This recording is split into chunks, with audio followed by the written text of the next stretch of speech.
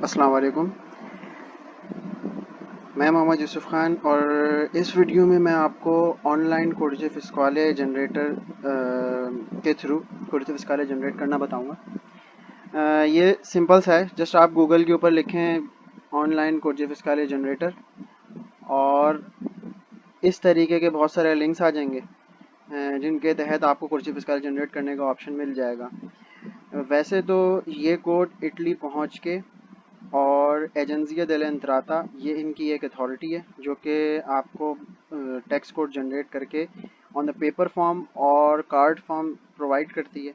But अभी pandemic की वजह से अब आप लोग क्योंकि इटली इतनी जल्दी नहीं पहुंच सकते और डेडलाइंस करीब हैं और कोई भी इशू हो सकता है, तो उन्होंने ये आपको ऑप्शन दिया है कि आप किसी भी कोडिचे फिस्काले जनरेटर के थ्रू अपना कोडिचे फिस्काले जनरेट करके एडिसू अप्लाई कर दें। तो जैसे मैं ज़्यादातर यही वाली वेबसाइट यूज़ करता हूँ, तो आपके पास नज़र आ रहा होगा ये यूआरएल। इसके थ्रू जस्ट आपने अपना सरनेम सरनेम और जितनी ये डाटा है ये सारा आपका अकॉर्डिंग टू आपके पासपोर्ट होना चाहिए। अब इसमें कोई भी ऊपर नीचे कोई चीज़ हुई तो फिर ये आपके लिए प्रॉब्लम हो सकती है। अब जैसे मैं कोई रैंडम अपना एक नेम सेलेक्ट करके आपको कुरिची स्काई जनरेट करके बता देता हूँ। जैसे ये तो फरवरी 1990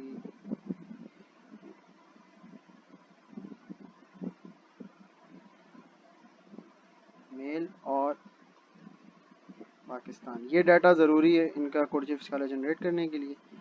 ये जनरेट करते हुए मैंने ये कुर्जी फिस्काले जनरेट कर दिया। अब ये है आपका कुर्जी फिस्काले जो आप जनरेट करेंगे। तो इसके बीच में स्पेसेस हैं, तो जब आप फॉर्म फिल करेंगे तो स्पेसेस आपको रिमूव करना होगा। अब आ जाते हैं एडिसू अप्लाई करने के। एडिसू अप्लाई किस लिंक के थ्रू होगा? ये डायरेक्ट लिंक है एडिसू के पोर्टल तक पहुंचने का। मीन्स के अगर आप ये वाली वेबसाइट खोलते हैं तो इसके अंदर ऑनलाइन सर्विसेज पे जब आप क्लिक करेंगे तो सेम आपके पास यही पेज खुल जाएगा। लेकिन अगर आप ये वाला यूआरएल भी आईटी तक डायरेक्ट पेस्ट करते हैं तो आपके पास ये लॉगिन पोर्टल, मतलब इनका पोर्टल खुल जाएगा। तो न्यू यूज़र के लिए आपने सबसे पहले रजिस्ट्रेशन करनी है। मैंने एक डमी अकाउंट ऑलरेडी रजिस्टर किया हुआ है, लेकिन मैं आपको फिर भी बताऊंगा रजिस्ट्रेशन कैसे करनी है। तो जैसे ही आपने रजिस्ट्रेशन पे क्लिक किया आपके पास ही जस्ट पेज खुल जाएगा। ये सारी जस्ट इंस्ट्रक्शंस हैं, आपने इनकी इंफॉर्मेशन इंस्ट्रक्शन पढ़ते हुए कम ऑन कर दिया। ये जो मेरा ब्राउज़र है ये ऑटोमेटिकली इटालियन को इंग्लिश में ट्रांसलेट कर देता है। तो ये पहले आपको इटालियन में ही मिलेगा, चाहे तो आप यह यूज़ कर लें, वरना एडिसू की वेबसाइट के ऊपर दो ऑप्शंस ऊपर बने हुए आ रहे थे इस पोर्टल के ऊपर, जिसमें एक इंग्लैंड का झंडा था, एक इटालियन का था, तो आप वो इंग्लिश सेलेक्ट कर लें। अब जो कुर्जे फिस्काले आपने जनरेट किया है वो आपने इधर पेस्ट करना है विदाउट स्पेसेस। जो उसके बीच में स्पेसेस हैं वो पूरा होना चाहिए आई तक, या जो भी आपके आखिरी डिजिट हो ये आप लोग देख लीजिएगा। फिर आपने सारा अपना डाटा फिल करना है। प्रोविंस ऑफ बर्थ के अंदर ये तो सारे प्रोविंसेस इटली के आ रहे हैं, तो आपने आउटसाइड इटली या फॉरेन कंट्री सेलेक्ट करना है। फिर इस वाले ऑप्शन में से आपने पाकिस्तान का नेम निकालना है। पाकिस्तान, डेट ऑफ बर्थ, अपनी ईमेल, पासवर्ड जो आप जनरेट करेंगे वो। सेव एंड कंटिन्यू करने के बाद आपसे वो कंफर्मेशन ईमेल के लिए दोबारा ईमेल एड्रेस मांगेगा, तो आपने ईमेल एड्रेस लिखना है। बाद में आपके पास एक ईमेल आएगी कुछ इस तरह इनकी, जिसमें ये आपका यूज़र कोड है। ये यूज़र कोड आप कॉपी करें, दोबारा इनके लॉगिन पेज के ऊपर जाएं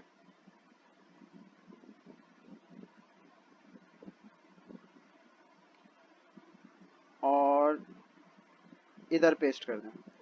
फिर जो पासवर्ड आपने जनरेट किया हुआ है वो लिख के आपने लॉगिन करना है। जब आप लॉगिन करेंगे तो ये है एडिसू का पोर्टल जो आपका खुल जाएगा। इसमें बेनिफिट्स के सेक्शन के अंदर ये जो आपका स्कॉलरशिप, हाउसिंग और कैटरिंग है, इसमें आपने अपना डाटा कंप्लीट करना है। अब ये मेरा सेकंड वाले ऑप्शन के ऊपर आ गया। अभी कुछ नेक्स्ट पेज के ऊपर आपके पास सारे ऑप्शन आ देंगे जो आपने फिल करने हैं। मैंने मैंने ऑलमोस्ट ये फिल कर ली है अपने डमी अकाउंट पे।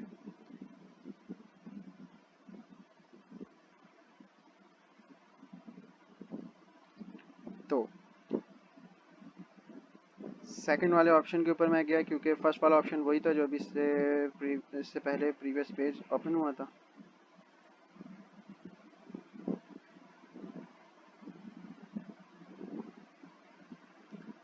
आप फर्स्ट ईयर के स्टूडेंट होंगे तो आपने पहला ऑप्शन सेलेक्ट करना है, और ये दो ऑप्शंस हैं जिसमें पहला ऑप्शन इंडिकेट कर रहा है कि आपको हाउसिंग स्कॉलरशिप, सिर्फ स्कॉलरशिप और फूड सर्विसेज वगैरह ऑफ मिलेंगी, मतलब ये उसकी स्कॉलरशिप है, और दूसरे वाले में जस्ट स्कॉलरशिप और फूड सर्विस मिलेगी। आपने पहला ऑप्शन सेलेक्ट करना है क्योंकि आप कोशिश करें कि आप सारी स्कॉलरशिप की जो अमाउंट है वो सिक्योर करें। फिर आई authorise, save and continue.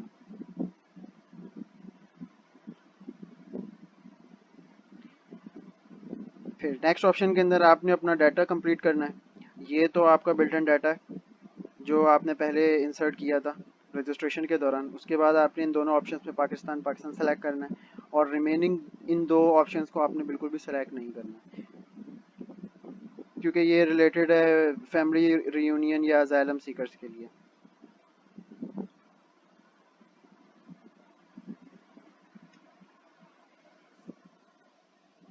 Save and exit करने के बाद आपका एड्रेस आपने मॉडिफाई करना है, जिसमें पाकिस्तान का एड्रेस, पाकिस्तान में आप कहाँ रहते हैं, पोस्टल एड्रेस और फ़ोन नंबर ये ज़रूरी है।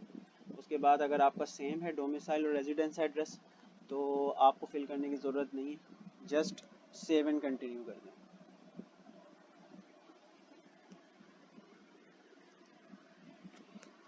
इस वाले सेक्शन के अंदर आपने अपनी यूनिवर्सिटी, मतलब जिसमें आप इनरोल हुए, आपने उसका नेम लिखना है। मतलब यहाँ से आपने पॉलीटेक्निको दी टोरिनो सेलेक्ट करना है, या अगर आप प्यमोंते रीजन की किसी और यूनिवर्सिटी में इनरोल्ड हैं जैसे यूनिवर्सिटी ऑफ टोरिनो या XYZ कोई भी है, तो जो इसके अंदर अपीयर हो रहा होगा वो आपने सेलेक्ट करना है। इसके बाद या तो बैचलर्स या मास्टर्स आप किस उसमें इनरोल्ड हैं। जैसे ये सारी यूनिवर्सिटीज़ आ रही हैं तो मैंने आपको बता दिया इसमें से कौन सी सेलेक्ट करनी है। उसके बाद आपने अपना कोर्स सेलेक्ट करना है, मतलब किस फील्ड के अंदर आपको एडमिशन मिला है, वो डिपार्टमेंट और बाकी सारी चीज़ें आपकी ऑटोमेटिकली अपडेट हो जाएंगी। लेकिन मास्टर्स के लिए 2 इयर्स है और ग्रेजुएशन मतलब बैचलर्स के लिए 3 इयर्स है, ये आपने फिल करना है। उसके बाद आपकी बैचलर्स डिग्री की इंफॉर्मेशन आपने प्रोवाइड करनी है। जाहिर सी बात है वो अब्रॉड होगी, यानी पाकिस्तान में होगी। अगर इटली में है या प्यमोंते किसी और रीजन में तो ये इस तरीके से आपने सेलेक्ट करना है।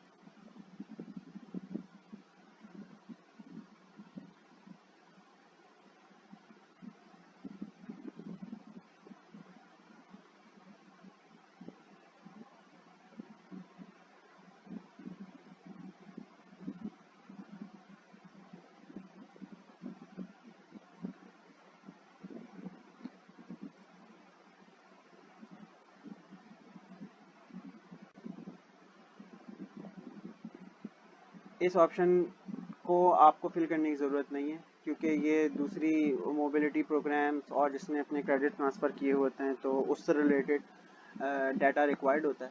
लेकिन जो नॉर्मल न्यू स्टूडेंट है उसको ये फिल करने की ज़रूरत नहीं है। सेव एंड कंटिन्यू करने के बाद आपको अपना इकोनॉमिक डाटा प्रोवाइड करना होगा। तो जस्ट आप इस ऑप्शन को आई डिक्लेयर और सेव एंड कंटिन्यू कर दें।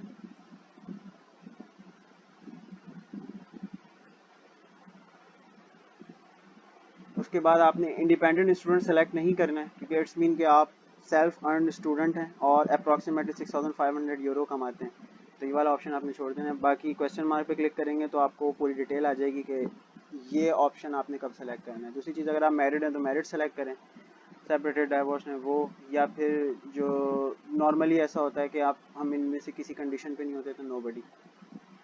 उसके बाद ये चंद कंडीशंस हैं, ये इनकी स्पेशल कंडीशंस हैं और इसके हिसाब से थोड़ी प्रेफरेंस मिल जाती है उन स्टूडेंट्स को अगर इनमें से किसी से आप मतलब किसी कैटेगरी में आप पूरे उतरते हैं। लेकिन यूजली नॉर्मली बहुत कम स्टूडेंट्स होते हैं जिनमें से किसी एक में आते हैं, अगर आप नहीं आते हैं तो आपने just I am not in any of this condition किया, एक्सेप्ट किया और सेव एंड कंटिन्यू कर दिया। इसमें आपने ये डिक्लेयर करना होता है कि आपके जो एसेट्स हैं वो इटली से बाहर हैं या कुछ इटली में, कुछ इटली से बाहर हैं। ये वाला ऑप्शन बताएगा आपको, वरना आपने ये वाला सेलेक्ट करना है कि आपके सारे एसेट्स बाहर हैं इटली से, यानी पाकिस्तान में। एक्सेप्ट करने के बाद आपने सेव एंड कंटिन्यू किया।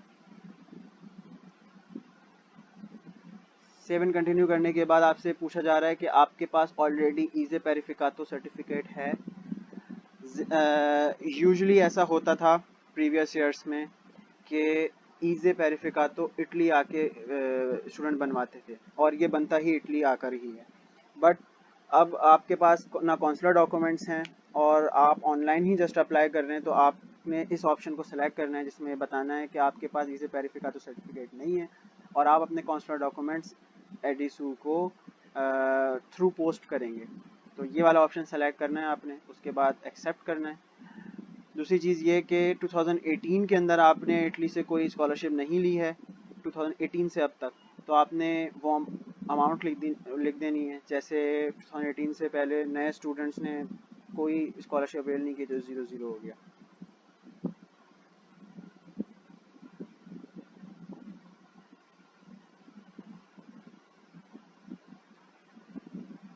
ये आपका फाइनल ऑप्शन है जिसमें आपने सारी चीज़ें कंफर्म करनी है। यस आई कंफर्म, उसके बाद पासपोर्ट नंबर, उसकी एक्सपायरी डेट और इन सब को क्लिक करते हुए, मतलब एक्सेप्ट करते हुए आपने नीचे आ जाना है। अगर न्यूज़लेटर सब्सक्राइब करना है तो यस कर दें, नो है तो कोई ऐसा मसला नहीं है। बाकी जब आप सेव एंड कंटिन्यू करेंगे तो आपकी स्कॉलरशिप अप्लाई हो जाएगी। तो ये जस्ट एक मेरा डमी अकाउंट मैंने बनाया था आप लोगों को समझाने के लिए कि इसको अप्लाई किस तरीके से करते हैं। फिर भी अगर आप लोगों के जहन में कोई क्वेश्चंस हैं या मैं कुछ ऐसी चीज़ इस वीडियो के अंदर कवर नहीं कर सका तो काइंडली प्लीज़ बताइएगा, तो आपकी पूरी हेल्प करने की कोशिश की जाएगी। इसके साथ मुझे इजाज़त दीजिए। अस्सलाम वालेकुम।